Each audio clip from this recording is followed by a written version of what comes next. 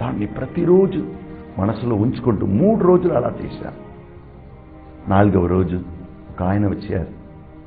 అయ్యా, బయటకు మీరు 9 రూపాయలకి ఇస్తున్నారు, 8 రూపాయలకి ఇస్తున్నారు, నాకు 6 రూపాయలకి ఇవ్వండి, అది వేయటానికి నేను వస్తాను. ఇంకొకటి వచ్చారు, చెప్పారు, ఫాదర్ ఇలా ఉంది, మట్టిగా ఉంది, ఇక్కడే భోజనం చేయబోతున్నామంటున్నారు, నా దగ్గర ఒక 50,000 ఉంది, తీసుకోండి ఫాదర్, కంప్లీట్ చేయండి. దేవుని ప్రియమైన బిడ్డలారా, ఈరోజు కంప్లీట్ చేసి ఉన్నాం. ఎట్లా? కావలసిన మనుషులు, కావలసిన డబ్బు, కావలసిన అన్నీ దేవుడు మనకు సమకూరుస్తాడు. ఎప్పుడు ఆ చోట్లలో లేని చోటులో ఉన్నట్లు చూడటానికి మనం నేర్చుకోవాలి. అవును, దేవుడు ఎంత గొప్పవాడు, ఎంత మహిమ గలవాడు. ఒక అమ్మాయి అమెరికా వెళ్ళాలని వీసా తీసుకునింది, కానీ వెళ్ళవలసిన డబ్బు లేదు. ఆమె వెళ్ళలేకపోయింది. ఆమె ఎప్పుడు ప్రార్థించిన వారు కాబట్టి ఆమెకు ఒక విషయం చెప్పబడింది, నువ్వు అమెరికా వెళుతావు, నీ జీవితం మారిపోతుంది, నీవు ఆశించిన వ్యక్తి నీకు దొరుకుతారు. ఇవన్నీ ఆమె మనసులో డ్రీమ్ లాగా ఉంచుకునింది. ఎక్కడెక్కడో వెళ్ళింది, వీసా దొరికింది, కానీ వెళ్ళటానికి డబ్బు లేదు.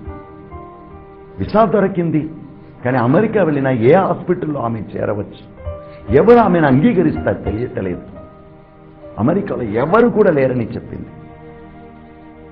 ఆ రోజే నా చేతిలో ఎవరో ఇచ్చిన కొద్దిగా అమెరికా వాళ్ళు ఉపయోగించే ఆ డాలర్స్ ఉంటుంది. ఆమె వచ్చింది. వచ్చిన వెంటనే, అమ్మా నువ్వు ఇక్కడ ఎందుకు వెళ్ళలేదన్నాను. స్వామి, నేను మీతో ప్రేయర్ చేయటానికి వచ్చాను, ప్రేయర్ చేసుకొని వెళ్ళాలని వచ్చాను, నాకు 1 వారమే ఉంది, ఈ 1 వారం నేను వెళ్ళలేదంటే మళ్ళీ నా జీవితంలోనే అమెరికా వెళ్ళలేను. ఏమైంది?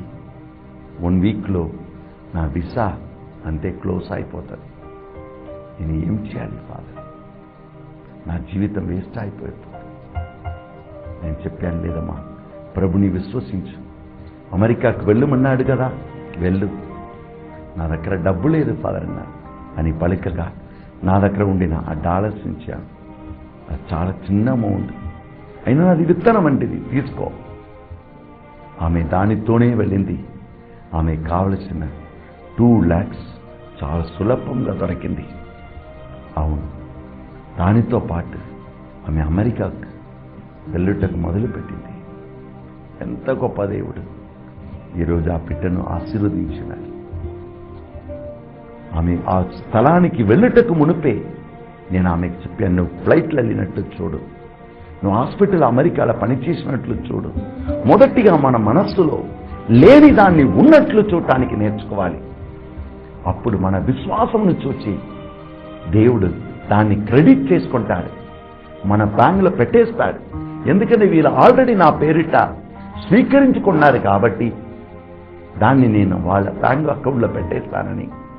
మనకి ఏమేం కావాలో, ఏమేం చేయబడాలో, ఎక్కడెక్కడ మనం వెళ్ళాలో, అక్కడ వెళ్ళటానికి ఏం మనుషులు కావాలో అన్నిటినీ ఆయన సమకూరుస్తాడు.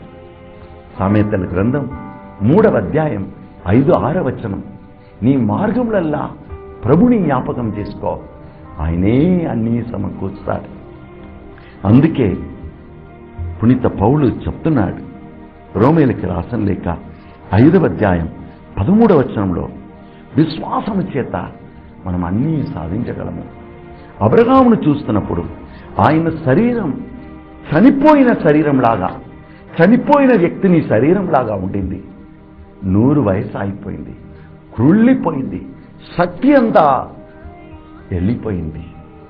ఆయన భార్యను చూసిన సారా కూడా చనిపోయిన స్థితికి చేరుకున్నారు.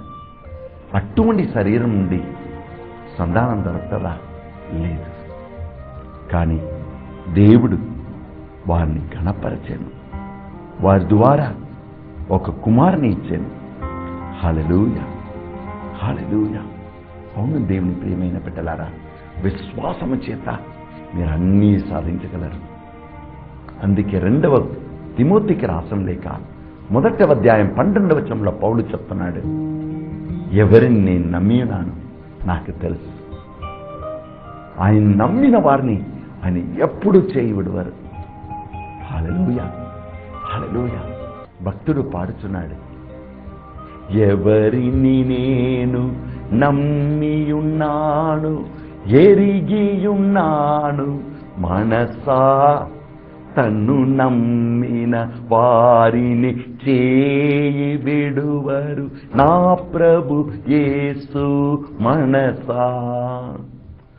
ఎవరిని నేను నమ్మియున్నాను ఎరిగియున్నాను మనసా, తను నమ్మిన వారిని చేయి విడువరు నా ప్రభు యేసు మనసా. మనసా మనసా నీవు కలవర పడకు మనసా, ప్రభులో ఉంచిన ధైర్యమే నిన్ను జీవింప చేయును. రొట్టెను కొడుకు అడుగుచుండగా రాళ్లను ఇచ్చున తండ్రి, చేపను బిడ్డ అడుగుచుండగా పామును ఇచ్చున తండ్రి. నీ తండ్రి కంటే మంచి తండ్రిగా ప్రభు తండ్రి నీ కోసం ఉన్నారమ్మా. తన ఆత్మను నీపై పోరించి నడిపించు ప్రభు ఒక్కరున్నారమ్మా. మనసా మనసా నీవు కలవర పడకు మనసా, ప్రభు ఎవరిని నేను నమ్మియున్నాను ఎరిగియున్నాను మనసా, తన్ను నమ్మిన వారిని చేయి విడువరు నా ప్రభు యేసు మనసా. ప్రభులో ఉంచిన ధైర్యమే నిన్ను జీవింప చేయును. హల్లెలూయా, హల్లెలూయా, హల్లెలూయా. అవును, అందుకే పునీత పౌలు చెప్తున్నాడు 20వ వచనంలో, విశ్వాసము చేత చనిపోయి స్థితిలో ఉన్న ఆ శరీరం నుండి జీవం వచ్చునని అబ్రహాం సారా నమ్మారు. కాబట్టి ఆ పెద్ద వయసులో ఆ సారా దేహం నుండి, అవునండి, అబ్రహాము ద్వారా వారికి సంతానం దొరికింది. దేవుని అభిషేకముతో నింపబడిన ఈసాకు అని మనిషిని దేవుడిచ్చారు. హల్లెలూయా, హల్లెలూయా. అబ్రహాము 3 సార్లు పెళ్లి చేసుకున్నాడు, శారీరక వాంఛలకు లొంగిపోయాడు.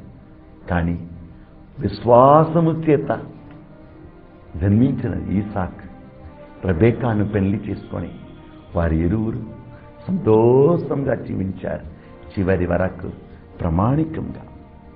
అందుకే మనం చూస్తున్నాము, హల్లెలూయా, హల్లెలూయా, హల్లెలూయా.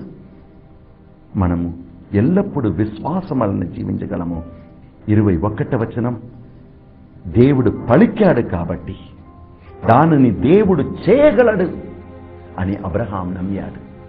దేవుడు పలికాడు కాబట్టి పలికిన దాన్ని దేవుడు తప్పకుండా చేస్తాడని ఆయన నమ్మాడు. నీవు అప్పు బాధలో ఉన్నావా? అప్పు బాధలంతా తీసివేసి ఒక మంచి ఇంట్లో ఉన్నట్లు నువ్వు దర్శనం పొందుకో. నీ మనస్సులో అటువంటి సీన్ నువ్వు ఏర్పరచుకో, విశ్వసించు. ఎందుకంటే నీవు దేవుని బిడ్డ. అప్పు బాధలో ఉండటం, అనారోగ్యంతో ఉండటం, ఆవేదనతో ఉండటం నీ తండ్రికి ఇష్టం కాదు. 3వ కీర్తన 3వ వచనంలో దేవుడు ఏమన్నాడు? ప్రభువే నీకు డాలుగా ఉండును, ప్రభువే నీకు కీర్తిని మహిమను చేకూర్చును. దేవుడు నిన్ను తల ఎత్తుకొని జీవింపచేస్తాడు. హల్లెలూయా. ఎంత గొప్ప దేవుని బిడ్డ నీవు. విశ్వసించు, నువ్వు జీవిస్తావు. నీతిమంతుడు విశ్వాసం వలన జీవించడం. నీ విశ్వాసమే నిన్ను జీవింపచేయను. విశ్వాసం అంటే సమస్యలు వస్తాయి, శోధనలు వస్తాయి, కష్టాలు వస్తాయి. కానీ విశ్వాసం అంటే దేవుని బల మీద ఆధారపడి ఉండటం అని అర్థము. దేవుని నీ జీవిత పయనంలో ముందు పెట్టి ముందుకు సాగిపోవటం అని అర్థము. అవును, నీ విశ్వాసం నిన్ను జీవింపచేయను. ప్రార్థన చేసుకుంటాం. మహాకృపకు ఊటైన దేవా, నాతో కలిసి నీ వాక్యమును విని అయా ప్రార్థించే ప్రతి బిడ్డను నీ పరిశుద్ధ రక్తముతో కడిగి నేను వారిని శుద్ధి చేస్తున్నాను, వారిని నేను బలపరుస్తున్నానయ్యా. స్తోత్రం, స్తోత్రం ఆయన. పరిశుద్ధుడైన తండ్రి, నీ పరిశుద్ధ హస్తమును ఉంచి వారిని ఆశీర్వదించుము, వారిని బలపరచుము. ఏ దుష్ట శక్తి కూడా ఈ బిడ్డలలోని విశ్వాసమును తీసివేయకుండా వీరిని నీ విశ్వాసము శక్తి చేత, అభిషేకము చేత, ఆత్మ వరములు ఫలముల చేత వారిని నింపి నడిపించుమయ్యా. స్తోత్రం. నీవు ఉండగా మేము జీవిస్తామయ్యా. అయ్యా, ఏమేం వాళ్ళకు కావాలో దాన్ని ఇప్పుడే దర్శనములో వారు చూడనట్లు కృప దయచేయం అయ్యా. వారిని ఆత్మీయ కన్నులను తెరమయ్యా. ఆత్మీయ కన్నులను తెరచి ఏమేమి వారికి కావాలో అవి అన్నీ పొందినట్లు, విశ్వసించినట్లు అనుగ్రహం దయచేయమయ్యా. క్లియర్గా వారికి ఏం కావాలి క్లియర్గా దాన్ని తెలియచేయి వరం వారికి దయచేయమయ్యా. యేసయ్యా, నీ పరిశుద్ధ నామమున వారిని ఆశీర్వదించి ప్రార్థిస్తున్నాను. Thank you lord, thank you, thank you. ఎవరెవరు వ్యాధి బాధలతో ఉన్నారో అక్కడ వేదన ఉన్న చోట్ల ఒక హస్తం ఉంచుకొని ప్రార్థించండి. పరిశుద్ధుడైన తండ్రి, ఇప్పుడు కుడి చెవిని, ఎవరో ఒకరిని కుడి చెవిని తెరస్తున్నావు. స్తోత్రం. ఊపిరిని పీల్చి వదలలేక ఆయాసపడుతున్న వారిని గుణపరుస్తున్నావు. క్యాన్సర్ వ్యాధితో ఉన్న ఇద్దరిని నువ్వు తాకుతున్నావు. స్తోత్రం, స్తోత్రం నాయన, స్తోత్రం. తలలోని నరములు లాగుతుందని ఏడుస్తున్న వారిని గుణపరుస్తున్నావు. ఉద్యోగం కోసం ప్రార్థించే 72 మందికి నువ్వు ఆశీర్వాదం కురిపిస్తున్నావు. ఇప్పుడు స్తోత్రం, స్తోత్రం నాయన, స్తోత్రం. నువ్వు మంచివాడయ్యా, మహోన్నతుడవయ్యా. స్తోత్రం. ఈ బిడ్డలందరినీ విశ్వాసం, ఆత్మ అభిషేకం చేత ఆశీర్వదిస్తున్నావు. స్తోత్రం. మీకే స్తుతి, మీకే మహిమ, మీకే ఆరాధన. తండ్రిని ప్రేమయు, యేసయ్యా కృపయు, పరిశుద్ధాత్మ సహవాసము మిమ్ము ఆశీర్వదించునుగాక. పితా, పుత్ర, పవిత్రాత్మ నామమున ఆమేన్. దేవుని ప్రియమైన బిడ్డలారా, అక్టోబర్ 2వ తారీఖు మన క్రీస్తు జ్యోతి ఆశ్రమం పెద్ద పెండ్యాల, కరుణాపురం, కాశీపేట్ పక్కన ఉన్నది. అక్కడ గొప్ప పండుగ, క్రీస్తు జ్యోతి ఆశ్రమం పండుగ కొనియాడబడుతుంది. Praise the lord.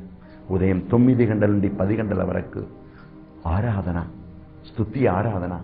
10 గంటల నుండి మరియు దివ్యబలి పూజ, దేవుని మహిమగల వాక్యం, అభిషేక ఆరాధన జరుగును.